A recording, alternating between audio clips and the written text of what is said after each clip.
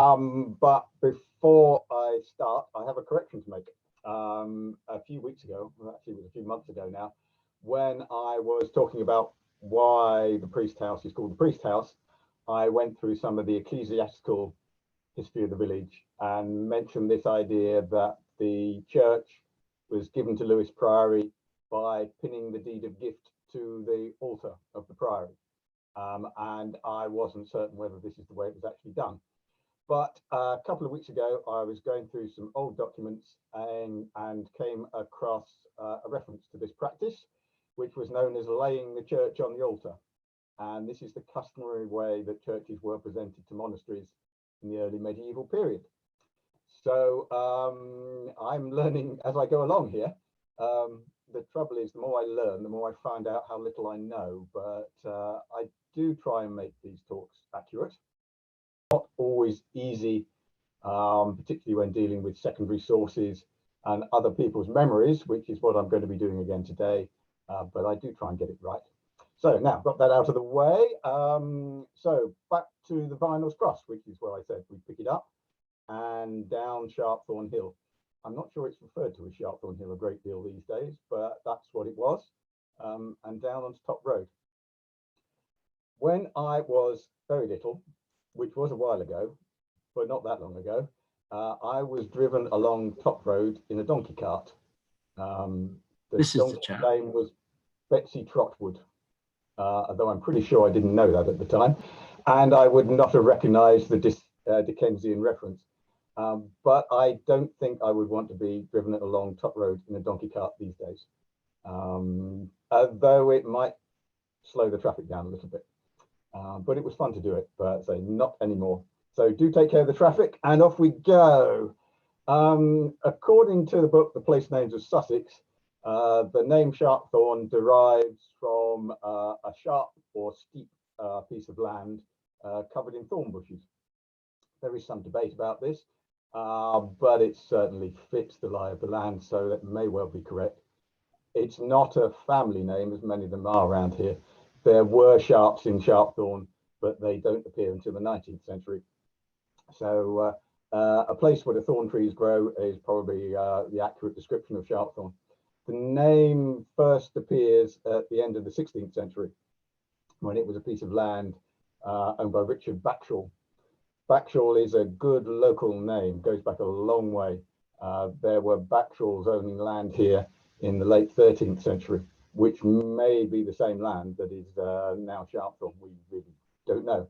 Backshall, I think, comes from the Anglo-Saxon for a bakestone. So they were a local family around for many, many years, although I don't think they're only around at the moment. Until the second half of the 19th century, Sharpthorne was always a farm or an area of land. It didn't really become a village until relatively recently. The original farmhouse, or what we think is the original farmhouse, was tight up against the road on the north side, more or less where the entrance to the playground is now. It was pulled down in the late 1950s, but from photographs, it appears to be a medieval building, possibly a small hall house, but it had the usual later additions. It was tile hung on the upper floor. The lower story was brick covered, covered in a mixture of pale and dark bricks to give the checkerboard effect, which you do see around here, but it's not that common. So it is a great shame that the building is gone. Next door to it stood the Sharpthorne Bakery, which was also demolished. That went in 1976. That, I think, was a Victorian building. It's hard to tell from the photographs. Unremarkable building in its way, though it did have a quite unusual corrugated iron porch, which made it stand out. But that's all gone. A few of the outbuildings survive out the back, but the only part of the bakery building itself that survives is the wrought iron bakery sign, which can still be seen hanging over the door of Fellows Bakery in Ardingly. At least I assume it can. It seems like a long time since I've been in Ardingly, but I assume it's still there. But that used to hang over the door of the Sharpthorne Bakery. For many years, the bakery was run by the Bonzi family, by Charlie Bonzi. He was known to be something of a local character. He was a good friend of the Dan sisters, who I mentioned last time at Bulldogs Bank. But even the Dans thought that he could sometimes be a little prickly. He did supply Bulldogs Bank with bread and flour and other things, but he was always reluctant to ask for money. He didn't think that the poor little children there should be paying. But the Dans eventually persuaded him that the organization that was running Bulldogs Bank, which was, and I have to read this because I can never remember, and I couldn't remember last time, it was the Foster Parents Plan for War Children, Inc. of New York. They ran Bulldogs Bank with the backing of the Jewish Refugee Committee. But the Dans persuaded him that they had plenty of money, so he was entitled to charge for the bread and cakes. He never charged the buns that he baked for the children, because they were the children's treats and he wouldn't charge for those. He gave those for free, and he would give buns to children around the village for free. So he would be a very nice man, Charlie Bonzi. But as I say, could be a little prickly at times. During the war, the government paid a subsidy to bakers, which Charlie Bonzi refused. He thought it was his patriotic duty not to take the money. The money could be better spent elsewhere.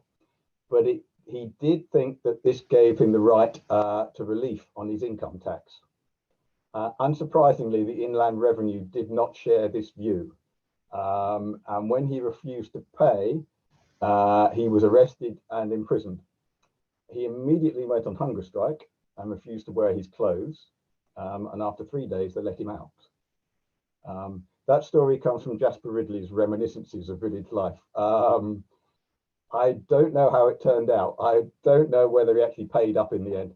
I suspect he might have had to, because the Inland Revenue normally wins. But this does rather illustrate the old saying that Sussex people will not be druv, that is driven. They were known to be a stubborn lot, which is probably true. I've known a few over the years. Right, moving on from the Bonzis, carry on down top road, and you get to the lid. At least you get to the driveway of the lid. The house itself is set well back. I don't think I've ever actually seen the lid. I've only seen it in pictures. And I only mention it because in our collection here, we have a nice little watercolor painted in 1920 of the street outside the priest house from Flock's Cottage all the way up to the church, painted by Sir John Ade of the Lid, or AD of the Lid. I have no idea how it's pronounced. It is spelt A-D-Y-E, so I'm going with AD, but you can make up your own mind. He was actually Major General Sir John Ade, KCMG CB. KCMG being the Knight Commander of St. Michael of St. George. Or if you happen to be a fan of Yes Minister, Kindly Call Me God. The CB is Companion of the Bath. So he was a highly decorated soldier and a talented artist as well. He started his career in Afghanistan in the 1870s. He was on the Egypt expedition, I can't even say it, in 1882. He was in the Boer War as well, and was a senior staff officer during the First World War. He did not live in the village for very long, I don't think. He died in 1930 and wasn't buried here. And I would like to know more about his life here. I say it was an interesting life. He wrote his memoirs, which are still read today. He wrote an account of the Battle of Marengo called Napoleon of the Snows, which is still read today. And he even wrote a series of mystery thrillers in the 1920s, including one called At the House of the Priest, which is quite pleasing. But it doesn't have anything to do with this village. It is a murder mystery set in Hampstead. There are at least 2 novels that have been set around the village, but that is not one of them. So I don't know whether he painted any other pictures of the village. It will be interesting to find out. The only other paintings of his I've seen turned up in an auction a couple of years ago, and they were all views of the Mediterranean and the south of France. But he was, I say, quite a talented artist, as was his father. His father was General Sir John Miller Ade, military ran in the family. And his paintings, his watercolors can be seen in the V&A. They're quite collectible. It was one of the major skills of an army officer to be able to paint and draw at that time. But John Miller AD was particularly good. He started his career in the Crimean War. He was in the Royal Artillery. He was at the Alma, he was at Balaclava, and he was at the siege of Sevastopol. He was also in India on the staff during the Indian Mutiny, and he was there at the relief of Cawnpore Well and all of that. He also served, I'm going to see if I can say it correctly this time, the 1882 Egypt expedition. I got it right that time. But he was staff officer second in command to Sir Garnet Wolseley, who was one of the most famous soldiers of the Victorian era, and who was the model for the very model of a modern major general, which just about exhausts my knowledge of Gilbert and Sullivan. But that character is based on Sir Garnet Wolseley. So John A.D. Miller A.D. finished his career as governor of Gibraltar, and he painted Gibraltar a great deal, and it's his paintings of Gibraltar that are in the V&A. His military memoirs are still also read today. He was highly critical of the British administration in India, which was quite unusual at the time, which probably held back his career to a certain extent. But it is worth searching out his memoirs because they are still important today. So they were quite a family, and so I wish I knew more about them. Next door, rather in contrast, you have the garage, which was started by Bill Weller. Before the First World War, Bill Weller had been John Godwin King's chauffeur. Although John Godwin King was a keen motorist, he also kept a chauffeur. At one point, they were driving through Oxfordshire and had to stop at a little garage in Cowley. And Bill Weller struck up a friendship with the owner of the garage, who asked him to go into partnership. Bill Weller thought this was a bit too risky, so turned him down. But this may have been a mistake because the owner of the garage was William Morris, who founded Morris Motors, went on to become Viscount Nuffield. So I don't know, it might have been a Weller minor. It doesn't have quite the same ring, but it was probably a mistake. That story also comes from Jasper Ridley's reminiscences, and even Jasper doesn't think that's true. He's got a feeling that Bill Weller made that one up, but you never know. But the Wellers did pretty well. They had a lot of property around the village. Bill Weller ran the garage with his two sons, where they looked after cars, but specialized in motorbikes. And his daughter ran the tea room in what had been the Fountain Inn behind the Cat in North Lane. So they were spread all over the village. Over the road from the garage, you had the original Sharpthorne post office, one of the many shops and post offices we had around the village. That was run by the Redmond family, George Redmond and his son Archibald. George was a keen photographer, and he produced a lot of postcards of the village, which he would sell in the shop. The Bonds were doing much the same from their shop next to the churchyard in the street here, which is one reason why there are so many postcards and photographs of this village. Those two families produced a lot of them. The Redmonds produced coloured ones, which the Bonds never did. They're quite crudely coloured, but to have coloured postcards that early is quite unusual. The post office was also the site of the first telephone exchange in the village. That came in 1909. Their number was Sharpthorne 001. And I don't know who Sharpthorne 007 was, but I'm sure someone still got the number. They made the exchange Sharpthorne rather than West Hoathly because they didn't want to confuse it with East Hoathly. People have been confused between East and West Hoathly for 1,000 years, so it was probably not a bad idea. The telephone exchange moved up the road in the 1920s, but it was kept in that shop for quite some time. Archibald Redmond was also a keen gardener, He had quite an unusual garden because it included 3 little mini cottages that he built for his daughter, including a model of an Elizabethan manor house, a couple of feet high, which had its own electricity supply, so it could be lit up at night. Unfortunately, they're long gone. They're not still there, but it's a shame. It would have been nice to have those still in the garden. So if we carry on along the road, past the old exchange, telephone exchange, to yet another shop. As I say, at one point, I think there are around 20 shops around the village. Not all at the same time, but we have had quite a few. That one is now the cafe, of course. It was still a post office and shop relatively recently, but in the 1920s, it was run by Arthur Francis. And Arthur Francis was the bandmaster of West Hoathly Silver Band.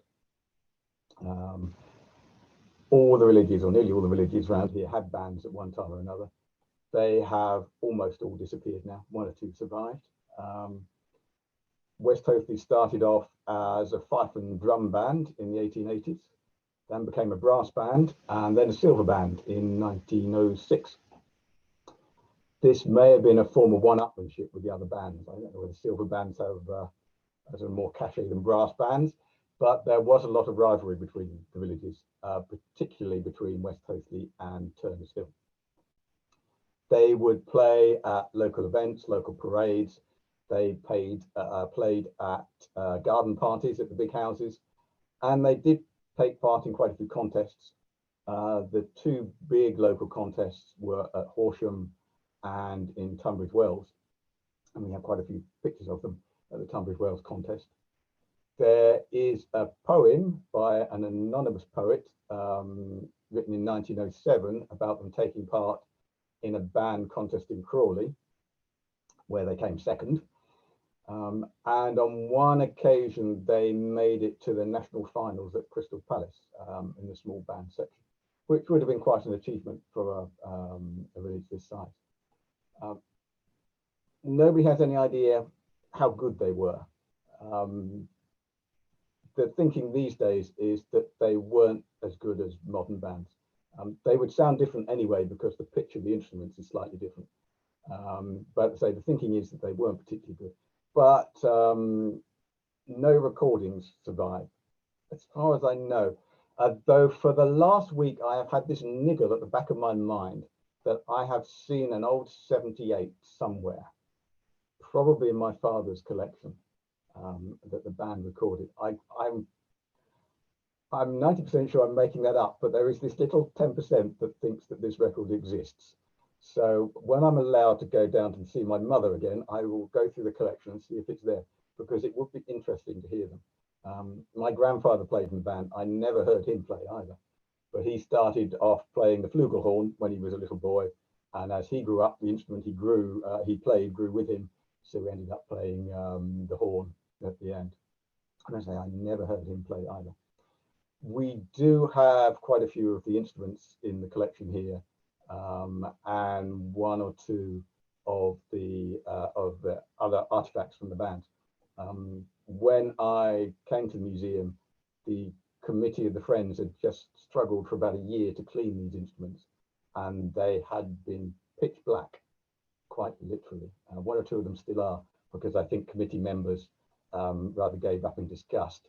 But some of them look nice. They probably need cleaning again. I shall have a word with the Friends Committee and see if they want to do it again. I think that's unlikely somehow. I say we also have some uniforms. We have Arthur Francis's bandmaster's uniform. And it's the same as the problem we had with the smocks. They were a small generation. These are small men. So it is impossible to wear these uniforms these days, even though they're in very good condition. But Arthur Francis, I don't think, was much more than 5 feet tall. And that seems to be true of most of the men in the band. We have some of their music, we have some of their accounts, and we have some of the minute books. They did have remarkably short meetings, and then I think it was a question of any other business in the pub, but they had good fun. The band closed when Arthur Francis left in the 1930s. It resurfaced for a while as a British Legion band, but that didn't last long. So that's why we have the instruments in the house, and they will probably never be played again, unfortunately. Okay, moving on swiftly. We will go past Cookhams, which is supposed to get its name from Cowcombe, but I have no idea how. But past Cookhams, Horsted Lane, out to Cortlands, or Burnett Place, or Bennett's Place. It seems to have various names. Cortlands was the site of one of the earliest iron furnaces in the village, which would have been a bloomery, which is a very small form of furnace, a dome-shaped furnace, which produced small quantities of iron, small lumps of iron, which had to be hammered into shape. There were bloomeries, Roman bloomeries, north of here, where Weirwood Reservoir is now. But the Cortlands one is probably not Roman, it's probably early medieval. But they are hard to date, particularly as these sites tended to be quite temporary. But so Cortlands is one of the very earliest ones. In the 19th century, it is where the Sharp family lived. In the early 20th century, it was the home of the Carver family. But during the Second World War, it was taken over by the Canadian Army. They were the 3rd Division of the Canadian Army. And they took over many of the big houses, the Manor House, Grave High, Brook House, Butting Hill. That was their local post office. The Canadians first came to this country in November 1939. It took them a little bit longer to come to the village. The first ones turned up here early in 1941. The first Canadian soldier in our visitors book, who was quite pleasingly called Walter Scott, he was here in February 1941, and he was 10th Royal Canadian Field Ambulance. Throughout 1941, more and more soldiers arrived, until by the end of the year, there were probably more soldiers than there were villagers. We think they outnumbered them, although no numbers survived. In some parts of the country, there was a lot of friction between the Canadian soldiers and British soldiers and the locals. I don't know of any problems here. There probably were minor ones, but it is generally thought that they got on better in rural areas than they did in towns and cities. But they seem to have done pretty well here. The first Christmas, 1941, a call went up to village families to invite the soldiers into their homes for Christmas dinner, which many of them did. My grandparents did. And that seemed to rather cement the relationship. And after that, there certainly weren't many problems. The soldiers, they did do a bit of soldiering, but they did spend a lot of time working in the fields. They worked in people's allotments and gardens. They taught the local children to play baseball and even to play ice hockey when the pond froze. They were very well supplied, which is one of the reasons why there was also always a lot of friction between British soldiers and Canadian soldiers. The Canadian soldiers were better supplied and they were better paid. But as I say, the children here had great fun playing baseball and ice hockey with them. The Canadians did actually have a baseball league with the American soldiers in London, but I don't think ours ever took part in that. They would also go to local pubs. The Canadians seem to be quite fascinated by British pubs because they've never come across anything quite like them. They would also go to local dances and they would meet some of the local young ladies, which probably annoyed the local young men, but there were at least 6 marriages in the village between Canadians and village women. One of them was my father's cousin, Renee. She married a Nova Scotia Highlander called Harry Smith, who was one of the soldiers who had Christmas dinner with my grandparents. Renee is still out in Nova Scotia, age 98. There are still a few of the war brides surviving, thankfully.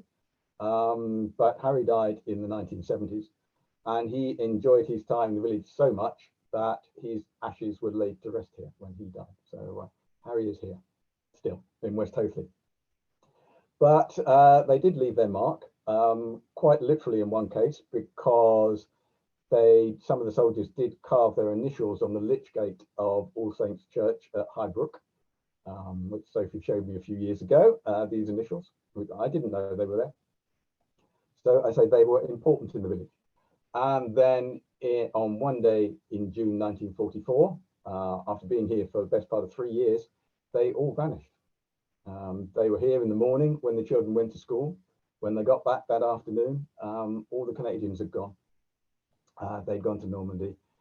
They weren't in the first wave, but they would have been on the beach at Juno, and they did fight their way through Normandy. I don't know what the casualty numbers would have been for the West Hoathly Canadians. On the whole, they were administrators. So you get people like the Ambulance Brigade and the Corps of Signals. But certainly there would have been casualties. But as I say, Harry came back, and he did come back to the village on leave to see Renee after they were married. But so they did leave quite a mark on the village. Now, moving on, we get to Ties Cross with the school. There was a Ties Cross school quite briefly. That's the old building on the south side of the road, on the right-hand side of the road. And then you cross over into East Sussex. And Black Dog. Black Dog was the site of one of the many pubs in the village, the Black Dog Inn. Not there for very long. It is a bit of a mystery. It's the only one of the 10 pubs that we don't have a picture of. It was run by the Terry family, but it was on the south side, so it is just in the parish. Ooh, just got a 10-minute warning. Okay, sorry. It, as I say, was fairly short-lived, but it would be nice to find a photograph of it. I don't think there is one, but it would be nice to find a photograph. North of that, which is strictly speaking outside the parish, is Black Dog Wood, which does have another military connection because that was the home of a New Zealand tank regiment.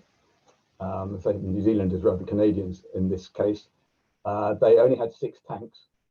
Their job apparently was to drive around the lanes of Sussex and be photographed as many times as possible, in the hope that any German aircraft watching would assume that there was a whole tank regiment here, rather than just 6 of them, which was all part of the deception plan before the Normandy landings.